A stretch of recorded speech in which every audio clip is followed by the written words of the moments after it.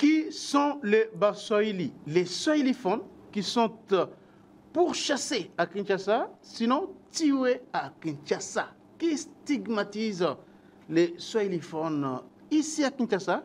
Qui est ces Congolais-là, ces Kinois-là, qui n'acceptent pas que les Congolais, certains Congolais qui parlent les Swahili ne puissent pas vivre à Kinshasa? Sont cela des fabrications de ce qui veulent diviser les Congolais ou une réalité vécue à Kinshasa? Nous allons parler de cela au cours de l'émission de ce jour, mais aussi de cette tribune de Joseph Kabila publiée dans les médias sud-africains Sunday Times. Est-ce que Joseph Kabila a-t-il violé les statuts sur les anciens chefs d'État?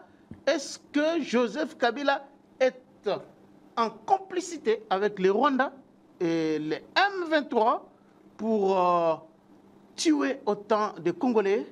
Est-ce que Kabila veut à tout prix interrompre le mandat de Tshisekedi pour s'emparer du pouvoir?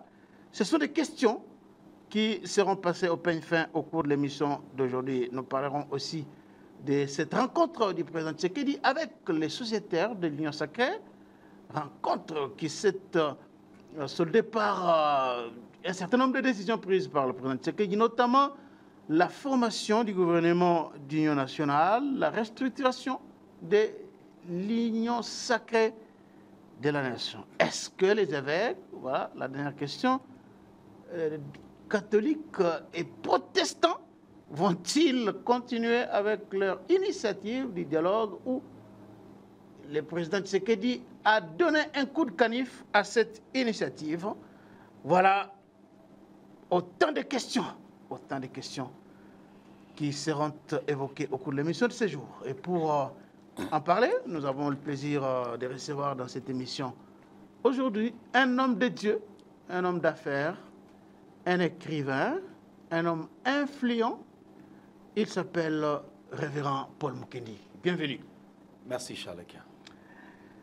Révérend Paul Mukendi, les Swahiliphones sont stigmatisés à Kinshasa. Cela a commencé dans les réseaux sociaux et finalement, une structure sérieuse, la SENCO, a dans un communiqué publié dimanche évoqué cette question de stigmatisation des Swahiliphones ici à Kinshasa. Est-ce que le Congo n'est-il pas en train là de se plonger dans une balkanisation même psychologique, ethnique, qui est la balkanisation administrative ou géographique ne sera que l'accomplissement de ce qui est en train de se faire maintenant? Je pense qu'on a tous été choqués par le communiqué de la SENCO. Et si, personnellement, je trouve que le ministre de la Justice, Moutamba, devrait se saisir de ce dossier. Ah bon? S'il ne le fait pas, c'est qu'il aime seulement le populisme et qu'il n'est pas sérieux. S'il ne le fait pas, il doit se saisir de ce dossier. Parce que ce n'est pas parce qu'on porte une soutane qu'on est un super Congolais. Cholé, Ambongo, ce sont des Congolais comme tous les autres Congolais. On a non, attaqué... mais ce sont quand même des pères spirituels, ça il faut le noter. Ce ne sont pas n'importe Père quel Congolais, ce ne sont pas des Congolais lambda quand même. Je préfère avoir, la nation doit avoir des pères spirituels, corrects spirituellement, pas un conglomérat d'homosexuels. Moi, ça, je refuse. Ah non, mais vous ne pouvez pas quand même vous ne pouvez pas les taxer d'homosexuels ici. Est-ce qu'il n'y a pas d'homosexuels dans l'Église catholique? Mais c'est eux-mêmes qui le disent. Non, mais vous parlez de la SENCO ou bien vous parlez de quoi? C'est ça, mais ils sont de l'Église catholique. Je ne parle pas de toute l'Église catholique, mais je parle d'eux. Ils sont de l'Église catholique. Mais est-ce que vous connaissez la femme de Cholé?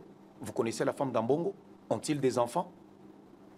Moi, je non, mais là, c'est par rapport à leur doctrine, la doctrine de l'Église catholique. Bon, écoutez, de nos jours, quand on regarde une personne qui n'a pas, qui ne côtoie pas des femmes et qui n'a pas d'enfants, il y a un problème. Il y a un problème là. Alors pour moi, le ministre doit porter cette histoire. C'est lui le patron de la justice. Il ne doit pas entendre que l'ordre vient du président. Le président ne peut pas s'occuper de tout. Parce que ça, c'est pour diviser le peuple et mentir devant la communauté internationale Mentir. C'est mentir devant la communauté internationale. Le message n'est pas adressé aux Congolais. C'est ce que les gens ne comprennent pas. Ils parlent à leurs parrains. Parce qu'ils ont vu qu'ils ont perdu ce combat sur la scène internationale, ce combat diplomatique que Tshisekedi l'a remporté sur le Rwanda. Alors ils ne sont pas contents. Tous les jours ici, Charles-Quint, les Congolais sont tués. Ce qu'ils appellent, eux, ce qu'ils sont en train d'appeler comme étant swahiliphones. Ceux qui parlent le swahili sont tués à Goma, sont tués à Bukavu, sont tués partout là dans l'Est. Bunagana, partout. Bunagana, partout là. Lubero, hein, Ils n'ont jamais fait un seul communiqué. Jamais un seul communiqué. Jamais. Mais aujourd'hui, comme par magie, moi, je circule dans la rue, je n'ai jamais vu un seul swahiliphone en train d'être malmené. Peut-être que là où vous êtes, vous pouvez être aussi swahiliphone. Swahiliphone, c'est quoi? C'est quelqu'un qui parle le swahili. C'est une personne qui parle swahili. Ma femme parle le swahili. Donc vous pouvez avoir... Vous-même, vous parlez swahili? Je parle swahili. Donc moi, je ne suis pas malmené. Donc tel n'est pas malmené. Donc ça veut dire qu'on ne peut pas aller à faire de telles affirmations contre sa nation. Non, est-ce que... Et parce que, vous savez, Contre l'église sa catholique nation. est une église organisée. Peut-être qu'ils ont eu des faits. Ils ont eu peut-être des images, des vidéos, ou bien des discours des gens qui stigmatisaient les swahiliphones. Vous leur donnez trop de crédit en disant qu'ils sont trop structurés, trop organisés. Mais ça, c'est une vérité. Organisés en quoi? Ici, on parle de la Cinco, ce n'est pas l'église catholique. Il y a des catholiques qui soutiennent leur nation. Et il y a des catholiques qui sont patriotiques. Et il y a des prêtres catholiques qui sont des vrais patriotes. Il y en a.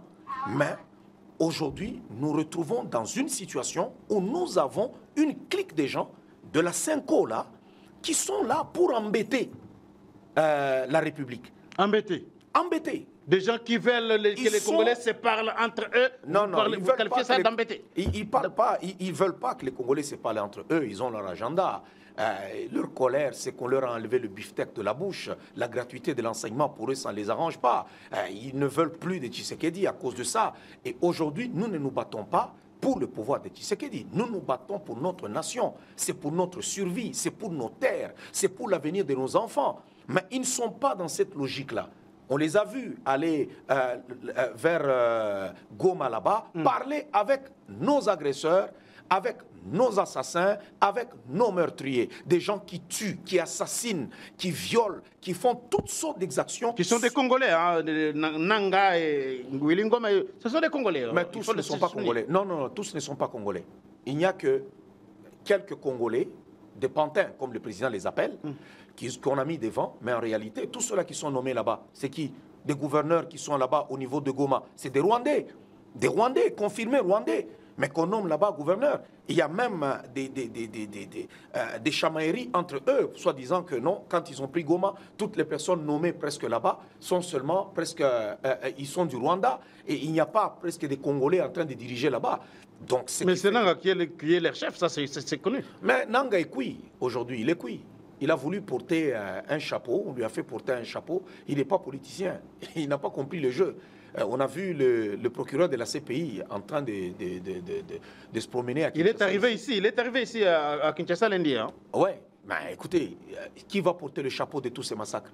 C'est Nanga.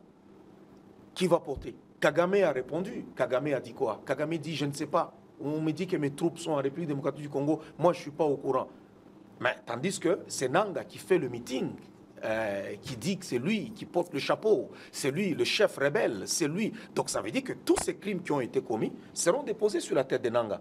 Donc pour retourner à la question, moi je trouve que les prêtres là de la Cinco exagèrent. Ils ne sont pas au-dessus de la République, ils exagèrent. Nous sommes en guerre. Ils quittent là. Ils s'en vont voir nos agresseurs, des gens qui ont tué. Ils n'ont jamais condamné cette agression rwandaise. Jamais. Jamais condamné? Ils n'ont jamais condamné. Nos frères et sœurs sont morts à l'Est.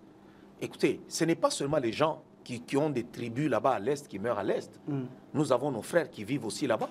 Tu peux avoir quelqu'un qui est du Katanga, du Kasaï, de l'Équateur, du Bas-Congo, mais qui va aussi vivre à l'Est, qui ont été tués. Il y a nos frères et sœurs qui sont morts tous les jours. Ils n'ont jamais condamné. Ils sont dans leur schéma. Moi, je pense qu'aujourd'hui, on doit leur faire sentir qu'ils ne sont pas au-dessus des institutions, ni au-dessus de l'État congolais. Ce sont des citoyens comme tout le monde. Ce n'est pas parce que tu portes une robe que ça change tout. Non, ce sont des êtres humains comme tout le monde. On doit quand même, on doit les convoquer afin de les entendre. Je pense que les procureurs ont toujours des termes pour trouver, non, ça c'est à cause de ceci, à cause de cela, parce que les affirmations sont très graves. Mais est-ce que les gens qui veulent que les Congolais se mettent autour d'une table pour mettre fin à la guerre, pour créer l'unité nationale, pensez-vous vraiment que ces mêmes évêques-là peuvent aujourd'hui vouloir diviser les peuples qui veulent unir autour Je ne d'une sais table? même pas pourquoi le président de la République les a reçus. Je ne sais Ah même bon? pas. Ouais. Une erreur très grave de les avoir reçus, ces gens-là. Non, c'est une erreur grave. Parce que premièrement, nous sommes agressés. On est agressés, mais pourquoi nous allons commencer à chercher un dialogue? Nous sommes agressés. Est-ce que si vous parlez entre vous, la guerre va arrêter? Alors, si, en organisant le dialogue, est-ce qu'on va parler aussi avec Kagame? Parce que c'est Kagame qui est en train d'armer les autres là-bas à l'Est pour faire la guerre aux Congolais. Donc, est-ce que dans ce dialogue-là, il y aura Kagame? Non. Donc, ça veut dire que c'est un faux débat. Pour eux, il faut enlever le pouvoir entre les mains de Tshisekedi. C'est ça leur dialogue. L'autre ici, leur disciple qui est en Europe, là, qui a fait une émission là, qui ne savait pas répondre, je crois, à une question là. C'est Franck Diongo? Voilà, il a échoué à être même conseiller municipal, il a échoué à la députation nationale, à la députation provinciale, il a échoué en tout. Mais il réclame le départ De Tshisekedi, qui a été élu par le peuple congolais, qui a été élu à 73%. Je pense, hein, oui, 73%, absolument. 73. qui a été élu, mais il réclame son départ, lui qui a échoué à être même conseiller municipal. Il a échoué. Mais il réclame à l'autre, il dit non, lui doit quitter. Maintenant, c'est quoi? On organise un dialogue, on se partage le gâteau, et puis le pays est bloqué. Et pour eux, ça ne les dérange pas. Les Congolais se retrouvent autour d'une table pour créer l'unité et barrer la route à l'ennemi. Hein? On n'a pas... l'ennemi, c'est qui? L'ennemi, c'est lui qui prend les armes contre ses propres frères. L'ennemi, c'est Kagame, le Rwanda qui nous agresse. Nous devons d'abord faire front commun. C'est ça le patriotisme. Ils n'ont jamais prêché le patriotisme, mais ils veulent nous prêcher le dialogue. Non. Lorsque je suis attaqué dans ma maison, même si je ne m'entends pas bien avec ma femme, ou avec mon fils, ou avec ma fille, ou avec mon oncle, ou ma tante, d'abord, on oublie nos problèmes, on oublie nos différends. Nous nous battons pour la survie de notre famille. C'est la famille qui doit être rasée, c'est la famille qui doit être tuée. Nous nous battons ensemble. On ne s'arrête pas, on laisse l'ennemi avancer. On se dit non, nous devons d'abord dialoguer. On doit faire la paix entre papa et maman. Alors les enfants vous poussent, faites la paix. Mais l'ennemi est en train d'avancer. Non, nous nous battons. Nous disons, nous nous appelons tous les Mukendi ou bien on s'appelle tous les KMB. Allez, on se bat d'abord contre l'ennemi. Si nous avons des différends, nous allons les régler plus tard. Même l'apôtre Paul le dit dans les Saintes Écritures. Sur le point où nous sommes, marchons d'abord d'un même pas. Si quelqu'un est de notre avis, le Seigneur l'éclairera plus tard. Donc on ne peut pas tout le temps être là, dialogue. On a eu des dialogues Sun City, on a eu des dialogues de ceci, les Kodjo, les Massiré. Écoutez, on a tout fini comme dialogue. Aujourd'hui, nous avons organisé des élections. Donc, si des gens échouent aux élections, il faut qu'ils provoquent une crise. Donc, demain, ça va être aussi ton tour, ça va être mon tour, ça va être le tour de l'autre. Si je ne suis pas satisfait, je m'en vais prendre les armes et puis on va aller au dialogue. Vous refusez le dialogue alors que les appels au dialogue se multiplient. Que ce soit au niveau de l'ONU, le Conseil de sécurité de l'ONU, qui s'est prononcé sur la situation de la RDC, appelle les Congolais à dialoguer. Non, que ce soit au niveau de l'Afrique, un peu partout, on demande au président Tshisekedi de prendre langue. Non. Les résolutions... Au niveau africain, un peu partout, au niveau international. Il y a le processus de Nairobi pour le M23. On a déjà fait ce dialogue-là. Pour les autres, le Kagame, le Rwanda, qui agresse le Congo, nous avons le processus de Luanda. Oui, le processus de Luanda. Tout est fait. C'est fini. C'est fini. Mais dialoguer, pourquoi? Avec qui? Nous avons fait des élections. Pourquoi ils veulent parler de la crise? Il n'y a pas de crise au pays. Il n'y en a pas. Ah, il n'y a pas de crise alors que des provinces sont occupées par l'ennemi? Et vous dites qu'il n'y a pas de crise? Je parle d'une crise interne 2 provinces sont occupées parce que nous sommes agressés. Mais nous n'avons pas de crise politique à l'intérieur du pays. Si une personne, même dans une famille, tous les enfants ne sont pas toujours contents, mais cela ne veut pas dire que je vais prendre le feu, mettre sur la maison de mon père, parce que moi, je n'ai pas été content, on ne m'a pas donné le morceau de viande que je voulais. Non, 2 provinces sont occupées, certes, nous disons oui, mais cependant, cela ne donne pas le droit aux autres de réclamer ce qu'ils n'ont pas obtenu par la voie des élections. Pour moi, je me dis, nous devons mettre à genoux Kagame et ses pantins. Mais dire que nous devons encore nous mettre autour de la table pour se partager encore les postes comme un gâteau. Paul Mukendi, lorsque vous regardez aujourd'hui la division au sein de l'opinion, lorsque vous voyez aujourd'hui certains Congolais soutenir, même les Rwandais, soutenir Nanga, appeler Nanga à venir, même à Kinshasa et dans d'autres provinces, vous pensez qu'un tel peuple n'est pas divisé pour que... Je pense que Charles Quint, vous, les journalistes, des fois, vous aimez amplifier une situation. Quels sont les Congolais qui soutiennent Nanga? Même Dieu n'a pas fait l'unanimité. Dieu lui-même ne fait pas l'unanimité. On ne sera pas d'accord à 100%. Il y a des Russes aussi qui ne sont pas avec Vladimir Poutine. Mais la majeure partie des Russes sont avec Vladimir Poutine. Et il y a des gens qui ne sont pas, peut-être lorsqu'on a attaqué l'Amérique par Oussama Ben Laden, tous les Américains n'étaient pas derrière W. Bush. Mais la majeure partie des Américains étaient avec W. Bush. La majeure partie des Congolais sont patriotiques et ils soutiennent leur nation. S'il y a quelques poignées qui soutiennent Nanga, ils ont le droit de le faire, mais sauf qu'ils trahissent la nation. C'est tout, mais la crise, il n'y en a pas. Si aujourd'hui vous décidez de prendre les armes, il y a aussi des gens qui vont acclamer Charles Quint, Charles Quint. Ils vont commencer à acclamer pour vous. Mais en réalité, cela ne veut pas dire que c'est tous les Congolais. Non, la majeure partie des Congolais. Promenez-vous seulement à Kinshasa ici. La majeure partie des Congolais ne veulent même pas entendre parler des Nanga et du Rwanda. Non, ils ne veulent pas. Dans toutes les provinces, je mets ma main à couper. Dans toutes les provinces, majoritairement, on ne veut pas. Mais sauf qu'aujourd'hui, on a donné l'opportunité à tout le monde de parler.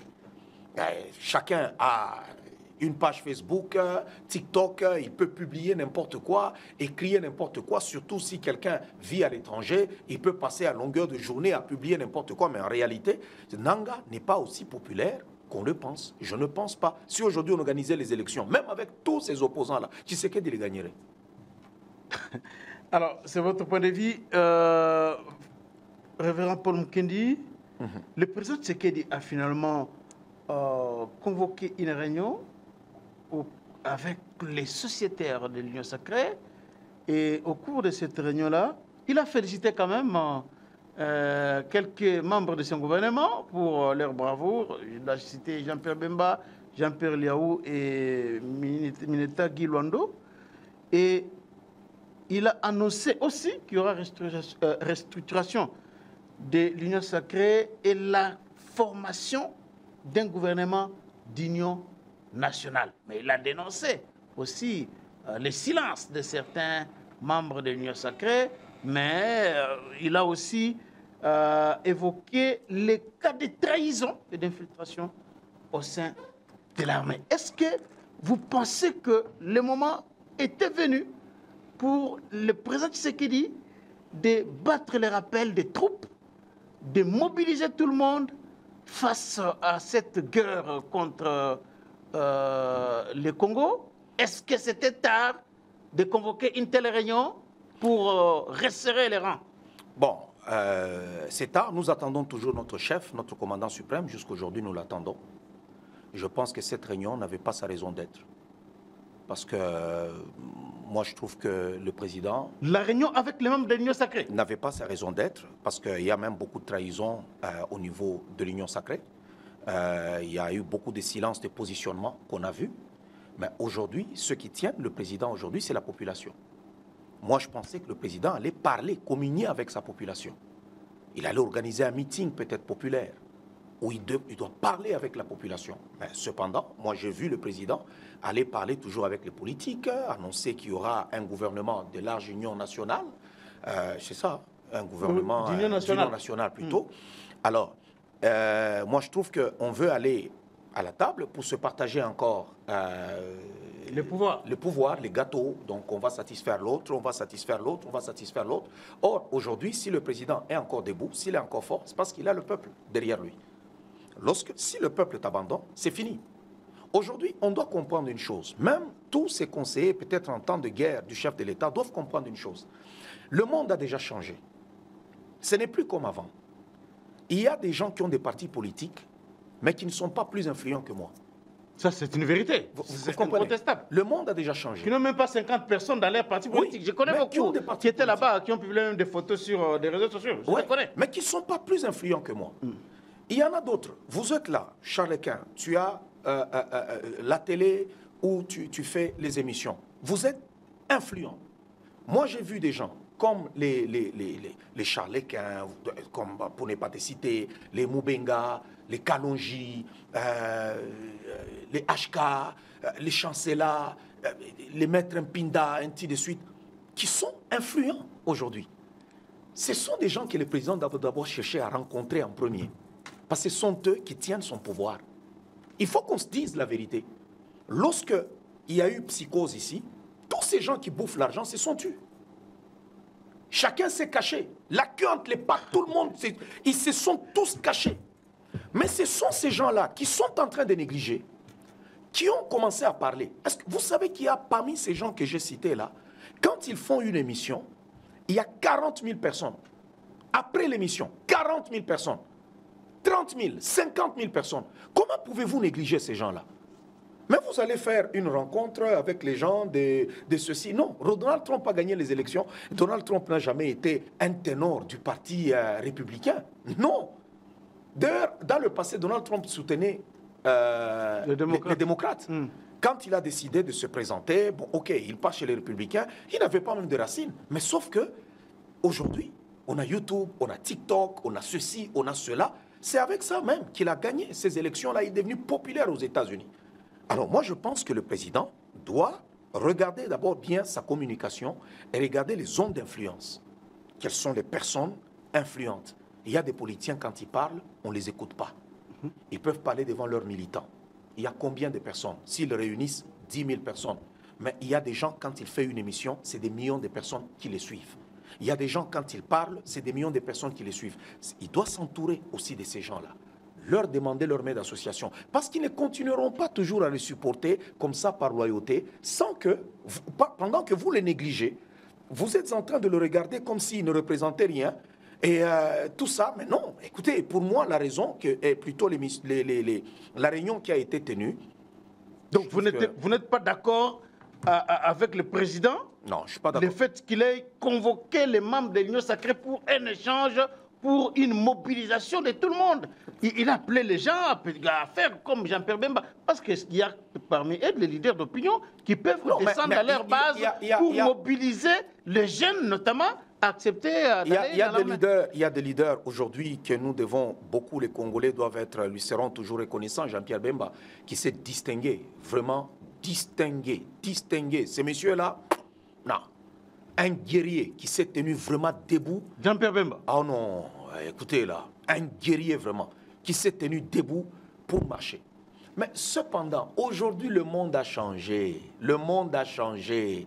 Les TikTokers ici, les YouTubers, les gens influents. Non, c'est à travers les réseaux sociaux. Tu peux être aujourd'hui, tu peux rassembler même beaucoup de gens, 10 000 dans une salle, mais tu n'es pas influent. Tu n'as que les 10 000 là-bas. Il y a des gens, même dans l'œuvre de Dieu, tu peux être là, tu fais l'œuvre de Dieu, mais ton ministère, ça reste au niveau de ton quartier. Ton ministère, ça reste au niveau de ta ville, et les autres au niveau de ta province. Mais il y a des gens qui sont beaucoup plus internationaux. Donc, ça veut dire qu'il faut qu'ils étudient un peu ce côté-là. C'est parce que beaucoup de gens soutiennent le président Tshisekedi d'aujourd'hui seulement par loyauté. Hein, ils l'aiment, ils le soutiennent, sans avoir un seul rond. Mais ils sont là, ils le soutiennent. Mais ça ne va pas continuer comme ça. Ils doivent être au sérieux. Les gens qui entourent le président doivent comprendre comment est-ce qu'on gère un pouvoir. Ils doivent être sérieux pour donner la main d'association aux autres là. Est-ce que vous imaginez quelle est la grande chaîne aujourd'hui des chaînes de télévision? Les autres qui sont là en train de parler pour matin et soir pour le pouvoir. Quelles sont les chaînes de télévision qu'ils ont? Est-ce qu'on leur a déjà posé la question, même s'ils ont quelle caméra ou ceci, tout ça? Non, mais ils continuent à parler, Mais ça ne va pas continuer comme ça. Est-ce que personnellement, vous voulez aussi que le président vous donne l'argent pour les défendre? J'en ai pas besoin. Ah bon? Non. Comment vous n'avez pas besoin? Non, j'en ai pas besoin. Moi, je ne parle pas pour cela. Moi, je n'ai pas besoin qu'on me donne l'argent. Pourquoi vous n'avez pas besoin que le président Tshisekedi Je que ne vous soutenez refuserai pas. ne vous donne pas l'argent aujourd'hui, par exemple? Je ne refuserai pas. Si quelqu'un vient me donner l'argent, une offrande, je ne peux pas refuser. Mais sauf que moi, je ne parle pas parce que j'ai besoin d'argent. Moi, je ne suis pas pauvre. Moi, j'ai déjà réussi ma vie. Moi, j'ai déjà réussi ma vie. Moi, je soutiens le président Tshisekedi par conviction. J'ai prié avant même qu'il ne devienne président de la République et j'avais la révélation qu'il gagnerait les élections. Alors, personne ne me croyait, même autour de moi. Lorsqu'il a remporté les élections, j'ai été content de voir un chrétien sauvé, born again, comme on le dit aux États-Unis, né de nouveau, prendre le pouvoir. Donc, ça termine le cycle des fétiches au sommet de l'État. Aujourd'hui, nous avons des gens, quelqu'un qui prie et pas le pays est sous l'effet des fétiches. Mais cependant, si par exemple aujourd'hui quelqu'un me donne quelque chose, je ne refuserai pas, mais ce n'est pas mon objectif. C'est pourquoi moi je plaide d'abord pour toutes ces personnes qui sont des journalistes, des TikTokers et même des fois des pasteurs. Il y a eu des gens qui ont communiqué pour le chef de l'État, mais en réalité qui sont regardés comme si tout ça... Le pouvoir a failli être là, échappé lorsqu'on a attaqué Goma. Là. Qui a parlé? Ah bon? Qui a parlé? Mais c'est ces gens-là qu'on néglige, qui se sont levés pour commencer à parler. Et voilà que les choses commencent à aller encore bien. On veut retourner dans les anciennes pratiques. Ça veut dire quoi? On appelle quelques politiciens. Donc ça veut dire que dans ce pays, pour être entendu, il faut devenir un politicien. Il faut fabriquer un parti politique et faire un peu de bruit. C'est fini, on commence à t'écouter. Mais pourtant, il y a des gens. Moi, j'ai vu des gens comme Eliezer Tamboué, qui a quand même quelques députés. Mais est-ce qu'on l'a consulté, lui? Parce que vous non, mais il était invité parmi les autres membres les autres de la Cinco ne l'ont pas consulté. Parce que quand quelqu'un a quand même... Il y a des gens qu'on a consultés qui n'ont même pas des députés. Ils n'en ont pas. Mais les autres qui ont des députés, mais des fois qui sont là, qui sont négligés, parce que je l'ai vu lui aussi se battre, comme vous autres. Il s'est aussi battu. Donc pour moi, je plaide que le chef de l'État change les méthodes, la façon de faire, et vous allez voir que ces gens-là peuvent... Nous pleurons de l'armée numérique. Le Rwanda a une armée numérique. Mais vous avez des gens qui peuvent travailler, qui sont là, même pour la nation et pour vous, mais vous les négligez. Mais vous êtes tout le temps... L'armée numérique? Oui, l'armée numérique. Mais Charles-Quint, vous êtes une armée numérique, vous ne les savez pas. Est-ce que quand tu prends Charles-Quint, tu prends les autres là-bas, il y a un autre là, tes collègues là, Joël Cadet, pour ne pas les citer, je pense que je cite bien le nom. Tu prends les Joël Kitenge, tu prends les autres ici, les HK, tu prends les Kalonji, tu prends les Moubenga. Mais écoutez, les chancellors, c'est terrible. C'est une armée numérique. Mais ils sont négligés. Négligés, carrément. Mais on va seulement se plaindre. Le Rwanda. Est-ce que vous savez, pour la prise de Goma, la psychose qui a été créée, et je crois qu'il y a un journal qui a parlé, révélé, que Kagame avait déployé 2 millions de dollars. Oui, pour l'armée numérique. Non, mais bien sûr. Pour donner à l'armée numérique, ça crée une psychose. On avait comme l'impression que Goma est à quelques kilomètres, c'est comme s'ils avaient 90% du territoire. C'est ça la guerre d'aujourd'hui. Je ne sais pas si... Vous savez, la faiblesse de l'UDPS a toujours été la communication. Même lorsqu'ils ont été dans l'opposition, et ça les suit aujourd'hui, même pendant qu'ils ont le pouvoir en main, ils négligent la communication. Ils ont négligé. S'ils peuvent maintenant un peu se relever, pour prendre la communication en main, alors, donc, je comprends que vous êtes contre la formation d'un gouvernement d'union nationale tel qu'annoncé par le président Tshisekedi, même si les opposants, Martin Fayoulou, Moïse Katumbi, Martin Tampogno, Denis Sanga, ont dit pas question d'entrer dans un gouvernement d'union nationale. Oui, mais le président en a parlé. Je suis contre, parce que premièrement, si vous mettez en place cette armée numérique, ça va communiquer le patriotisme au peuple. Martin Fayoulou a fait combien de pourcents à l'élection passée? 6, je crois que c'est 6 ou autre chose comme ça. 4%. Denis Sanga en a fait combien? 0,0000. Il n'était pas... il était candidat. Oui, il a été candidat et puis il a dit qu'il s'était retiré pour, je ne sais pas, c'est Moïse ou je ne sais pas quoi. Mais c'était 0,0000. Mais écoutez, pourquoi ils sont juste politiciens? Et on les appelle politiciens majeurs. Écoutez, donnez l'argent à ces gens-là qui sont suivis, écoutés, qui parlent au peuple, qui communiquent au peuple le patriotisme. Pour le moment, on a besoin du patriotisme. Je n'ai pas besoin que Fayoulou soit Premier ministre, ou bien Sessanga soit Premier ministre, ou bien, je ne sais pas, Mata Tamponyo soit Premier ministre, ou bien, je ne sais pas, Sama Lukonde soit Premier ministre, ou bien X, ou bien Madame Soumino soit Premier ministre, pour que la guerre cesse. La guerre ne va pas arrêter. Nous avons besoin que les Congolais défendent leur pays. Et pour que tous les Congolais comprennent des gens qui peuvent communiquer en Swahili, qui peuvent communiquer en Lingala, qui peuvent communiquer en Kikongo, en Chiluba, en français. Les gens qui sont influents, qu'ils soient pasteurs, qu'ils soient, je ne sais pas, commerçants, qu'ils soient ceci, mais on a déjà des journalistes là, on a des TikTokers, des YouTubeurs qui sont là, qui sont forts. Pourquoi on doit les négliger? Depuis que le président a pris le pouvoir, ils accompagnent le pouvoir du président. Mais qu'est-ce qu'on leur a donné en retour? Rien du tout. Rien du tout. Mais parce qu'on est politicien, c'est nous qui avons droit. On va prendre des gens, ils vont être nommés, ils vont prendre leur famille, ils vont le mettre là. Mais les autres qui défendent votre pouvoir, c'est ceux qui sont négligés. Et tout ça, on va les voir dans un coin, on les appelle comme s'ils ne représentaient rien. On lui glisse seulement un petit rien. Non, je pense que pour moi, je ne suis pas d'accord avec ça. Ce n'est pas le moment. Laurent Désiré Kabila aussi a vécu une agression. Hein. C'était même rude. Lui, il avait, je crois, le parti nord, là, était occupé, l'est, là-bas. Je pense qu'ils occupaient presque 60%, je crois, du territoire, ou 40%, des choses comme ça. Mais il s'est consolidé sur sa population. C'est ce que le président a raté. Je ne sais pas pourquoi il ne veut pas communiquer avec son peuple. Donc vous voulez que le président fasse comme Mosé Laurent Désiré Kabila l'avait fait? Mais ça avait réussi, hein. Ça avait réussi. Est-ce que vous savez, Charles Quint, en faisant quel genre d'action comme Mosé? D'abord, premièrement, là, aujourd'hui, si le président a parlé, c'est parce qu'il y a eu des victoires diplomatiques. Parce que cette guerre, c'est une guerre diplomatique. Aussi. Ce sont les grandes puissances qui nous font cette guerre. Quand tu reçois une victoire comme ça, et on voit qu'il y a un peu d'accalmie, un tout petit peu, va vers ta population. Cette population qui va traquer même ces Rwandais. Quand les gens circulent, hey, on a vu un Rwandais ici, va parler avec eux. Va communiquer avec eux, va leur communiquer la force. Non, on ne voit pas le président se comporter comme Zelensky, se comporter comme Vladimir Poutine. Nous voyons notre président se comporter comme si tout était normal. C'est comme si c'est juste une agression et puis après ça va passer. Non, il faut parler à ton peuple, il faut communiquer. On aimerait savoir notre président peut-être en tenue militaire, on aimerait savoir notre président prendre notre ton.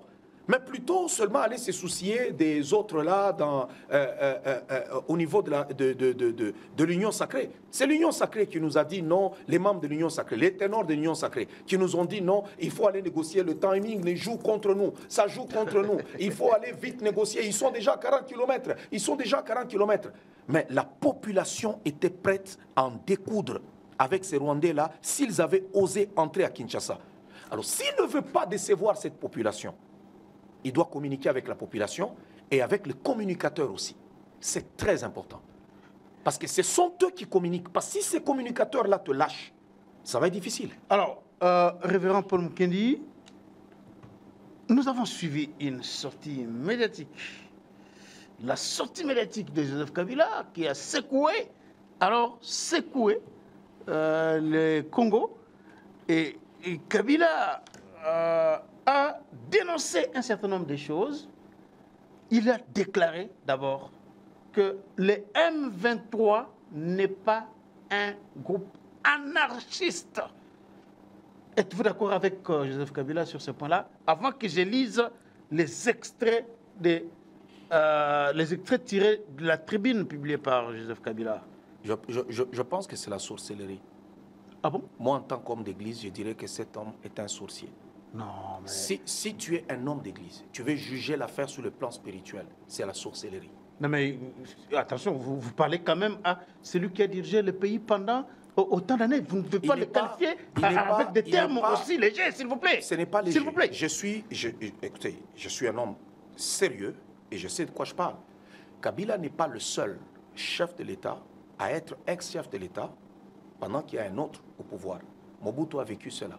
Kasavubu était là, malgré que c'était un coup d'État. Kasavubu était là. Kasavubu n'a jamais quitté pour aller s'allier aux ennemis du Congo ou du Zaïre afin de les attaquer. Non, jamais. Mobutu a quitté ce pays, n'a jamais fait ça. Mobutu n'a jamais dit non, ok, vous autres là, même si chez nous, soulevez-vous contre le Congo, ni ceci. Jamais. il est parti et il est allé mourir. Ils se sont comportés dignement. Il est le seul qui n'a jamais eu de prédécesseurs. Parce que Laurent Désiré Kabila a été tué et puis lui, il n'a plus le pouvoir. Aujourd'hui, lui, il est l'ex et il y a un chef de l'État. Pourquoi ne pas d'abord soutenir ta nation? Et je pense que j'ai suivi l'émission que vous avez tenue avec... Atundou, monsieur Atundou? Oui. Ah, ok. Mais écoutez, il a parlé, d'ailleurs, il a dit c'est immoral. Et je lui donne raison que c'est immoral. C'est là que moi, en tant que chef spirituel, je dis que c'est la sorcellerie. Pourquoi? Parce que lui, il nous avait dit qu'il avait vaincu le M23. C'est ce qui a été dit. Maintenant, comment le M23 est ressuscité? Donc, ils ont la capacité de résurrection. Et aujourd'hui, ils deviennent des saints. Ils ne sont plus des anarchistes, ils deviennent des saints. C'est une erreur grave et il faut que le Congo agisse. Nous ne pouvons pas rester seulement dans les blablabla.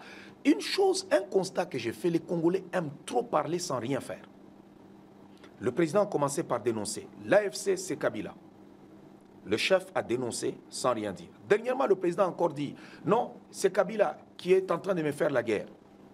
Il dénonce encore. Un chef ne dénonce pas. Mais il doit faire quoi? Il doit faire quoi? Vous voulez qu'il fasse quoi si ce n'est qu'à se limiter au niveau de la dénonciation?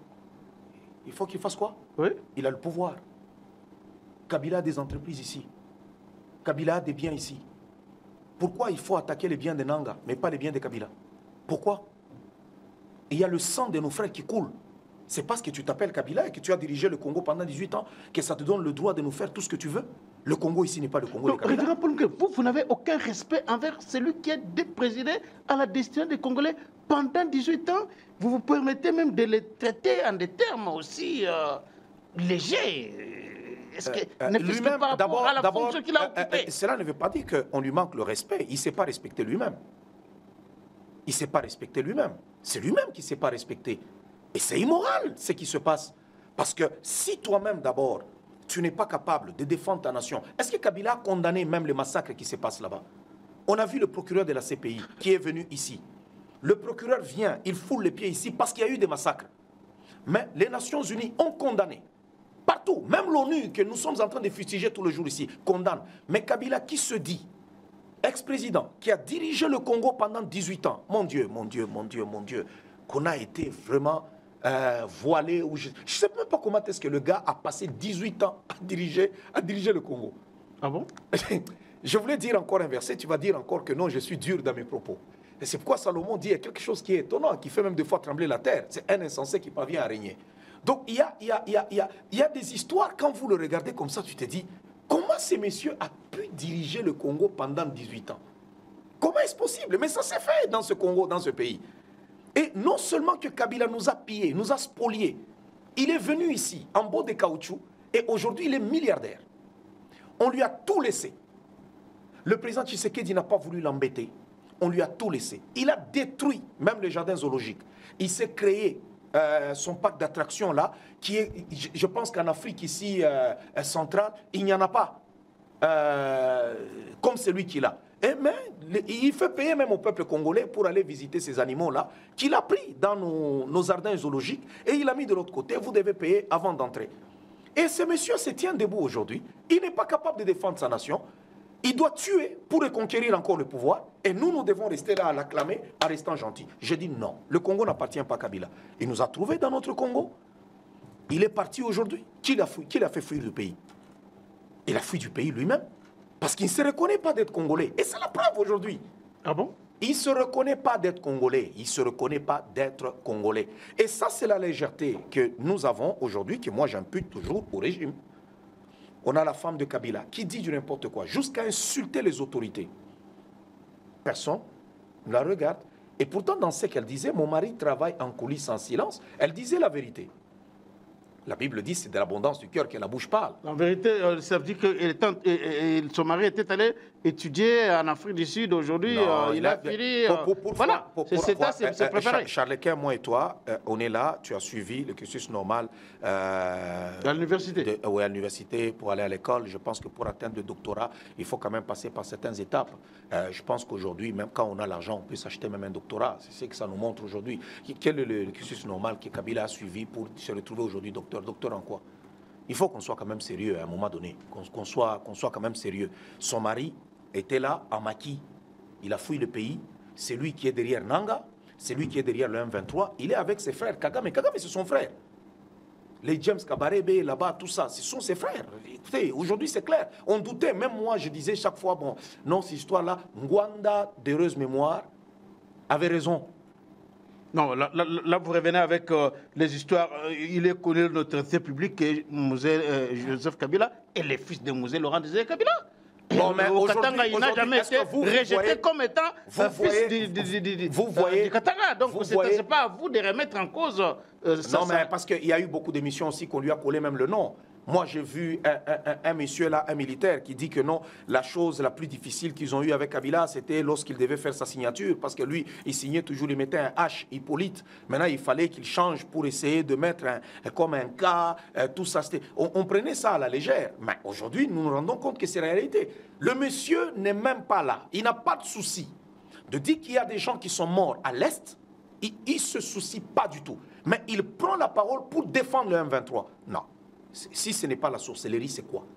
Parce qu'il y a des choses comme ça, on ne voit que dans la sorcellerie. C'est tout. Mais lorsqu'il dit que le M23 a des revendications légitimes, j'aimerais d'abord lire ici ce que Joseph Kabila a dit dans son interview. D'abord, par rapport au recul démocratique. Je vais revenir sur les reculs démocratiques qu'il a pu dénoncer. Il dit ceci.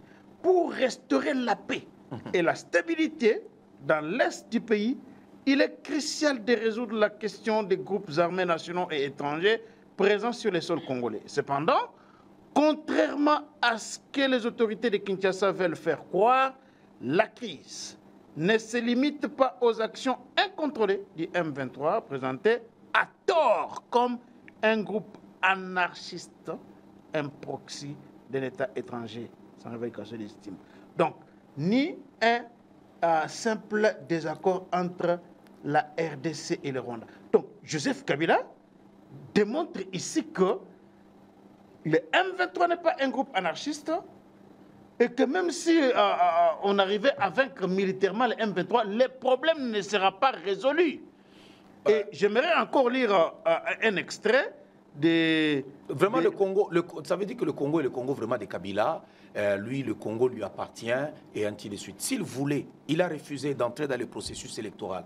Il est sorti dans tout processus. Maintenant, il parle au nom de quoi? Même son parti politique. Vous savez, c'est parce que nous, les Congolais, on ne veut pas se comporter comme il le faut, comme les autres nations.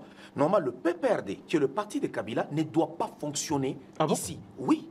On doit lui ravir même comment on appelle ça? L'agrément. L'agrément. On doit bannir ça. Le ministère des Affaires intérieures, Chabani, doit agir. Oh. Il doit agir. Mais pour avoir violé quelle loi? Parce qu'il est un chef rebelle. Il a pris les armes contre son pays. Lui, un ex-président. C'est lui l'autorité morale, même du FCC et des autres, tout ça. On doit lui interdire. On doit interdire à son parti politique, les bannir. Il y a des nations qui l'ont fait. Ça ne sera pas pour la première fois ici au Congo. Non. Parce qu'accepter ces gens-là, continuer à parler ici, à l'intérieur du pays, pendant que nous sommes agressés, c'est avoir le M23. C'est comme les prêtres là de la Cinco. C'est le M23 déguisé en soutane, sous notre sol. Nous devons museler tous ces gens-là, verrouiller toutes ces portes-là, afin que nous puissions parler maintenant patriotisme et aller bouter l'ennemi dehors. Maintenant, si nous chassons l'ennemi dehors, là où Tshisekedi n'a pas bien fait, on lui dira tu n'as pas bien fait. Là où on est d'accord, on dira on est d'accord. Là où on n'est pas d'accord, on dira on n'est pas d'accord. Mais si toi tu te soustrais en tout, c'est parce qu'il n'est pas capable de suivre un processus normal politique et d'aller conquérir le pouvoir. Il n'en est pas capable. Il est venu au pouvoir comment? On le sait tous.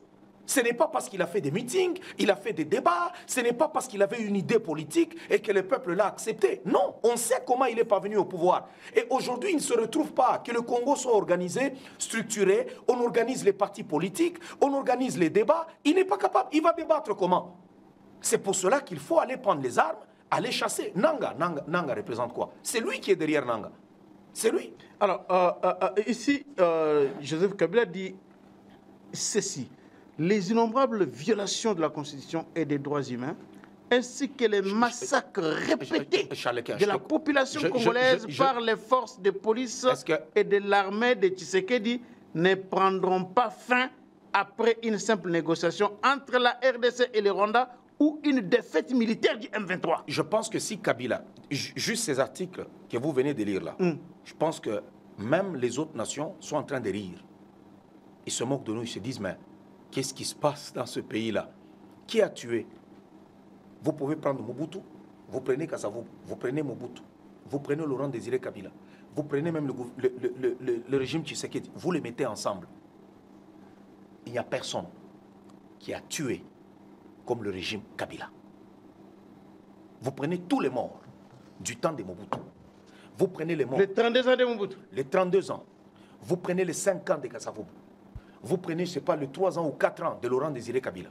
Vous prenez les années Tshisekedi, vous les mettez ensemble. Personne n'égale les 18 ans de Kabila.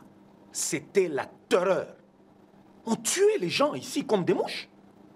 Il y a des vidéos. Kabila ne peut pas parler. Mais c'est un sacré. C'est là que je dis que c'est de la sorcellerie. Dans le jargon spirituel, on appelle ça sorcellerie. Ça n'a pas un autre mot. Je cherche, je suis en train de fouiller dans ma tête pour trouver un autre vocabulaire. Non, il n'y en a pas. Ça s'appelle sorcellerie. Parce que ce monsieur a tué sans pitié. Est-ce qu'on peut parler d'Arma Tungulu, Floribert Chebeya, sans parler des autres, les Mukendi et ainsi de suite? Comment est-ce qu'ils ont été tués? Aujourd'hui, les gens, Tshisekedi nous a donné cette liberté. Regardez comment est-ce qu'on fait l'émission. Je dis même, je ne suis pas d'accord avec ce qu'a fait le président de la République. Moi, je pense ceci. On peut parler. Sous ce régime, on peut parler. Mais du temps de Kabila, qui va parler? Qui pouvait parler? On tuait des gens partout. On tuait des gens partout, partout, partout, partout. Les Kamwenan Sapo, on a tué des gens. Les Bundi, je ne sais pas si c'est quoi là-bas. Bundu Dia Congo. Bundu Dia Congo, on a tué les gens. Kabila ne peut pas parler du droit de l'homme. Il ne peut pas parler. Il ne peut pas parler du droit de l'homme. Il ne peut même pas parler du droit de l'homme. Je l'interdis de parler du droit de l'homme. Ah bon? Non. Nous, Congolais, on interdit à Kabila de parler du droit de l'homme. C'est lui qui l'a laissé en liberté. C'est Tshisekedi. Qui ne l'a pas inquiété. Mais qu'il soit quand même reconnaissant, il a pris tellement de l'argent. Non, mais on a des biens de Kabila aujourd'hui. C'est là que les Constant Moutamba doivent agir, plutôt de s'attaquer aux gens comme les Gilit. Quand Gilit a parlé, on se lève vite, on attaque. Mais regardez-moi ces gens qui sont en train de détruire la nation. Alors, mais lorsqu'il dit ici que les innombrables violations, je dois encore relire ça pour que vous puissiez répondre à cette question, les innombrables violations de la Constitution et des droits humains, ainsi que les massacres répétés de la population congolaise par les forces de police et de l'armée de Tshisekedi ne prendront pas fin après une simple négociation entre la RDC et le Rwanda ou une défaite militaire du M23. Donc, même si Tshisekedi négocie avec Nanga aujourd'hui, même si Tshisekedi négocie avec le Rwanda aujourd'hui, mais les massacres, les violations des droits, tout ça, ça va continuer avec Tshisekedi. Donc il n'y a pas de solution avec Tshisekedi. Est-ce que le problème, c'est que, est-ce qu'il est conscient de ce qu'il dit? Il faut aussi se poser la question. Est-ce qu'il comprend ce qu'il dit? Est-ce qu'il est conscient de ce qu'il dit? Parce que tout ce qu'il a écrit là-bas ne représente pas Félix Tshisekedi. Ça ne représente pas le régime de Tshisekedi. Le massacre de la population. Aujourd'hui, les opposants manifestent, ils rentrent chez eux en paix, et on peut même les encadrer par la police, on te retourne. Mais lui, en son temps, écoutez, il faut seulement se poser la question avec les gens qui sont en opposition, comment est-ce qu'ils ont été traités. C'est pourquoi je dis, nous, Congolais, nous interdisons à Kabila de parler du droit de l'homme, de parler des massacres. Il a massacré. Nous, Congolais, nous disons à Kabila, il n'a pas le droit de parler ainsi. Kabila, ça a été un accident de l'histoire. Il est venu au Congo, et ça ne se répétera plus. Ça ne se répétera plus. Nous n'allons plus accepter encore cette histoire. Le brassage, mixage, c'est qui est le patron de ça? C'est Kabila. Ils veulent le brassage, ils veulent le mixage. Parce que c'est à travers ces choses-là, aujourd'hui, nous nous retrouvons avec une armée infiltrée dont le président est en train de décrier. On est vraiment un géant, une grande nation, mais on n'a presque pas d'armée. Pourquoi? Parce qu'il y a eu des brassages, mixages. Des gens qui sont rwandais, mais qui sont à l'intérieur de chez vous, tout ça. Mais aujourd'hui, nous disons non. C'est notre pays. Ce n'est pas le pays seulement de Kabila. C'est notre pays. Nous disons non. Et nous interdisons à Kabila de parler des massacres. Nous disons il n'a pas le droit de parler des massacres parce qu'il a tellement tué les Congolais. Et deuxièmement, je demanderai, moi, qu'on puisse enlever à Kabila tous les privilèges d'ancien président. On doit lui enlever ça. Ah bon?